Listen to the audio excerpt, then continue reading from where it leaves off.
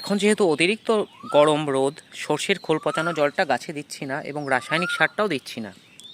সবজি পচানো জল খানিকটা স্টক করে রেখেছিলাম, এর সাথে আরও খানিকটা জল আমি অ্যাড করে নিচ্ছি। বাগানের সমস্ত গাছে এই জলটা আমি আজকে দিয়ে দিচ্ছি।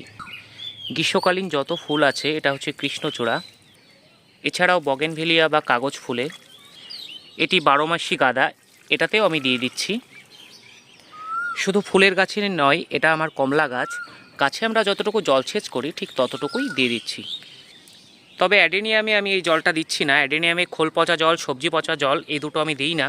অ্যাডেনিয়াম ছাড়া A to Z বাগানের সমস্ত ফুল ফলের গাছে আমি আজকে দিয়ে দিচ্ছি এই সবজির খোসা পচানো জল। এই সবজির খোসা পচানো জল আমাদের বাড়তি যেমন খরচা হয় না এটা করতে, তেমনই গাছের পক্ষেও কিন্তু খুব ভালো। আপনারাও স্বাচ্ছন্দ্যে ব্যবহার করুন।